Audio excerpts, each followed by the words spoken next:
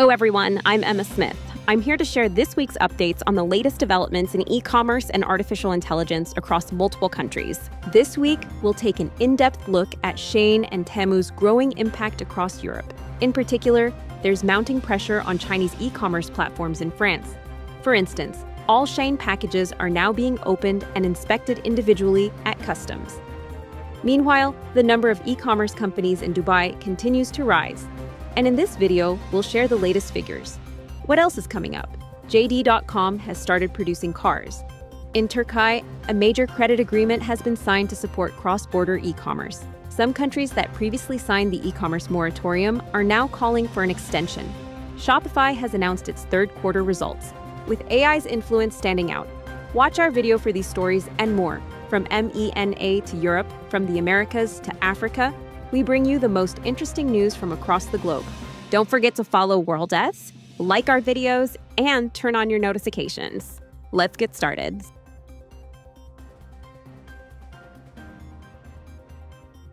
Etsy's top management is changing, and the decision has shaken the company's shares. Etsy CEO Josh Silverman announced that he will step down after nearly 9 years in the position. He will be succeeded by Etsy President and Chief Growth Officer Kruti Patel Goyal, who will officially take over on January 1st, 2026. In 2022, Goyal became the CEO of Depop, the second-hand fashion platform acquired by Etsy, for $1.6 billion. Having held several senior roles at Etsy over the years, Goyal returned in March to lead the company's growth strategy. In Etsy's third quarter report, Silverman stated, "Etsy is entering a new era. We aim to personalize and transform the shopping experience by leveraging artificial intelligence. This is the perfect time for a fresh perspective and new leadership." The management change news triggered a sharp market reaction, with Etsy shares falling by more than 12% on the same day. There's an interesting report from the Netherlands. Earlier this year, for the first time since 2013, the number of online stores in the country had declined. However, new data released by Statistics Netherlands shows that around 3,000 new e-commerce companies were established within 6 months.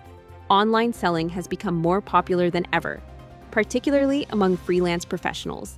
Last autumn, the number of companies engaged in remote sales in the Netherlands surpassed 100,000 for the first time, a major milestone. Currently, there are 103,445 online stores operating in the Netherlands. Between April and October 2025, 2,905 new stores were added, which translates to an average of 538 new online stores per month, or roughly 18 per day. A significant credit agreement was signed in Turkey to support cross-border e-commerce. Minister of Trade Ömer Bolat announced at the Ankara Cross-Border E-commerce Summit that Turk-Exim will offer new credit facilities to exporters engaged in cross-border e-commerce. According to the announcement, a 500 million Turkish lira credit package has been prepared, offering up to 6 months of principal grace period and a total duration of 12 months, without requiring any collateral. Meanwhile, according to Minister Bolat, the share of e-commerce in Turkey's total trade rose from 4.5% in 2019 to 20% in 2024.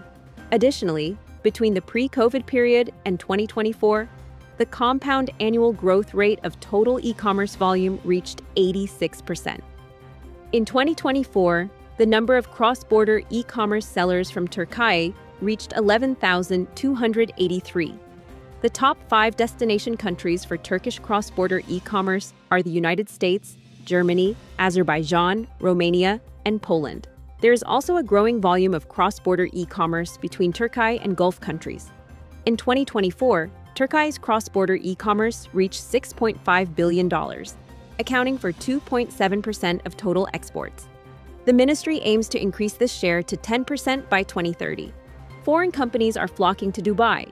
Dubai International Chamber has released key data for the first 9 months of 2025.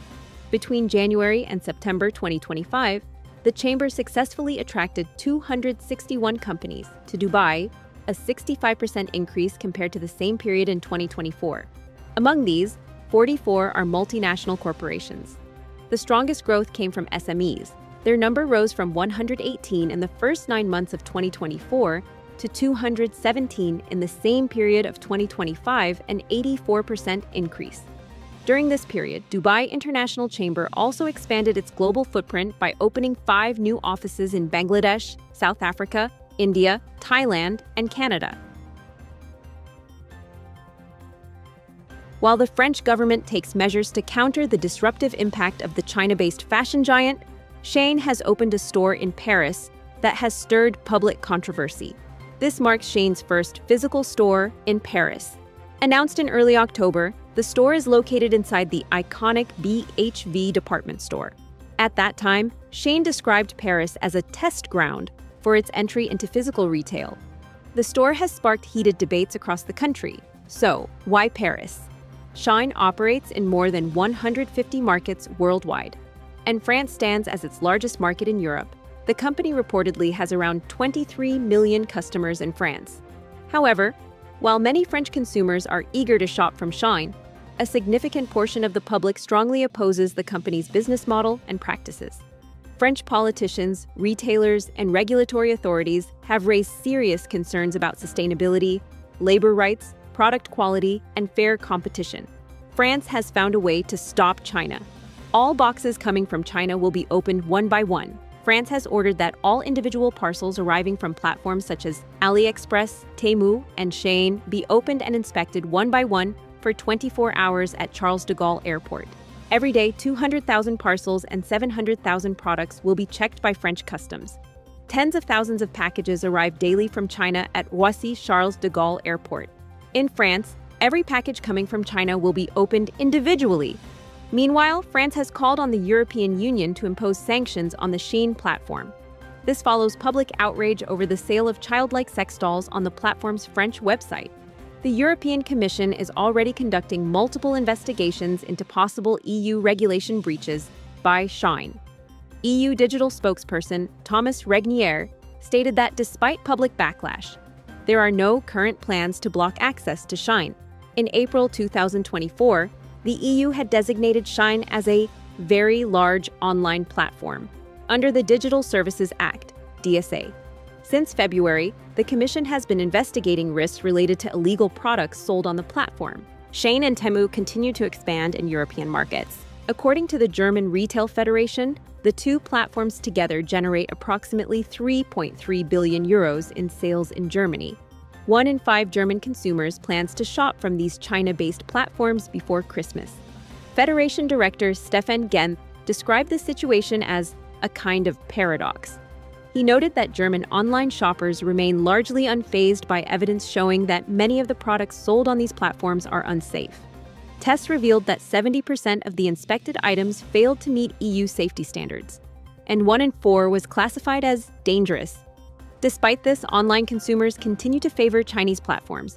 German consumers are expected to spend around 8 billion euros throughout 2025 on online stores outside the European Union. Of that amount, 3.3 billion euros is attributed to Shein and Temu, excluding AliExpress. The Federation forecasts a 4% growth in Germany's e-commerce market this year, with total online sales expected to reach 92.4 billion euros. It is estimated that 3 to 4% of this total will come from Shein and Temu. These figures clearly demonstrate the growing influence of Shein and Temu in the European e-commerce market. It seems that debates around Chinese e-commerce platforms are far from over. The e-commerce customs duty moratorium is a crucial international agreement designed to promote digital trade. Many member states of the World Trade Organization, WTO, have signed the moratorium. Some countries are now calling for an extension of its duration. The moratorium provides for the exemption of customs duties on electronic transmissions. A proposal submitted to the WTO by Barbados on behalf of African, Caribbean, and Pacific countries calls for extending the current moratorium, which is set to expire in March 2026. This moratorium has long been considered one of the foundational pillars of internet growth. The proposal did not specify how long the extension would be, only stating that it should remain until our next session. The matter will be discussed at the World Trade Organization Ministerial Conference, to be held in Cameroon in March. First introduced in 1998, the moratorium was created to encourage internet growth during its early years and has been regularly renewed since then. Thanks to it, global companies have been exempt from customs duties on digital goods such as e-books and video games. However, the renewal of the moratorium has long been a subject of heated debate at WTO meetings. Some developing countries occasionally attempt to block the extension in order to gain leverage in other trade negotiations. There are major developments taking place in Dubai's e-commerce market. Digital trade-focused initiatives and investments are driving the growth in the number of e-commerce companies. Through collaborations with leading players such as Dubai Traders, Noon, and Amazon, more than 2,400 new e-commerce sellers have been onboarded within just 12 months. In addition to these 2,400 new sellers, Dubai Traders has provided dedicated growth support to 1,000 existing online merchants. This has further strengthened Dubai's position as a hub for entrepreneurship and innovation. Dubai Traders operates as a flagship program under the Dubai Economic Agenda D33, led by the Dubai Department of Economy and Tourism and Dubai Chambers. Launched in September 2024, the program aims to double the size of Dubai's economy by 2033. Within a short period, it has evolved into a powerful springboard for local SMEs. Through partnerships with Noon and Amazon, Dubai Traders provides SMEs with practical integration support, licensing assistance, advertising credits, priority product placements, and dedicated account management services. Etihad Cargo and SF Airlines are expanding the China-UAE air cargo network. The newly launched Shenzhen and Aizhou routes aim to strengthen cross-border trade, e-commerce, and pharmaceutical logistics between the two countries. Etihad Cargo, the cargo and logistics division of Etihad Airways, and China's leading cargo airline, SF Airlines, have announced the expansion of air freight operations between Abu Dhabi and China. This move follows the signing of a joint cooperation agreement in June 2025 and includes increasing flight frequencies to China's key logistics hubs, Shenzhen and Aizhou, thereby enhancing trade and logistics connectivity between the UAE and China. Under the agreement, the two airlines integrated their cargo flight services, increasing weekly flights to Shenzhen to 9. Shenzhen Bao'an International Airport, which hosts China's first 24-hour international cargo terminal, enables faster operations and an enhanced customer experience. The partnership focuses particularly on supporting rapidly growing sectors such as cross-border e-commerce and pharmaceutical logistics. Additionally, it will ensure the efficient transportation of electronics, time-sensitive shipments, and precision equipment across Asia, the Middle East, and beyond. The collaboration aims to boost trade flows between Asia and the Middle East and establish a new benchmark for international logistics.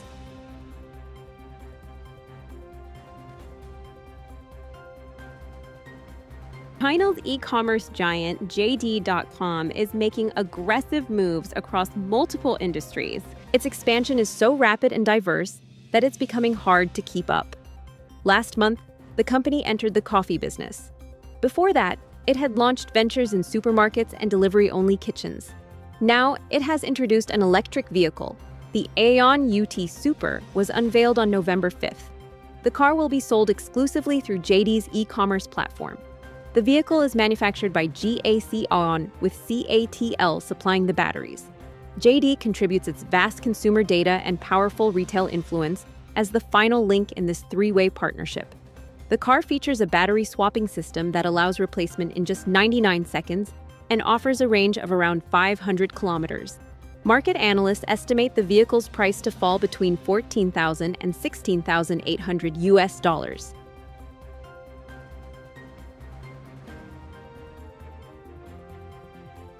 E-commerce software provider Shopify is highly optimistic about AI-powered shopping tools. In its third-quarter earnings report, the company described artificial intelligence as an incredible tool empowering more entrepreneurs and the greatest technological transformation since the internet. In September, Shopify partnered with OpenAI, the developer of ChatGPT. Since January, the company has reported a 7-fold increase in traffic to stores from AI-powered tools and an 11-fold rise in orders generated through AI-assisted searches. Shopify president Harley Finkelstein stated that the company's biggest advantage in the AI era lies in its access to data from millions of merchants and billions of transactions. Thank you for watching. As WORLDEF News, we continue to track the latest developments in the global e-commerce AI ecosystems, particularly across the UAE, Saudi Arabia, the Middle East, North Africa, and Türkiye. Do not forget to subscribe to our channel, share our content, and give it a like. See you next time.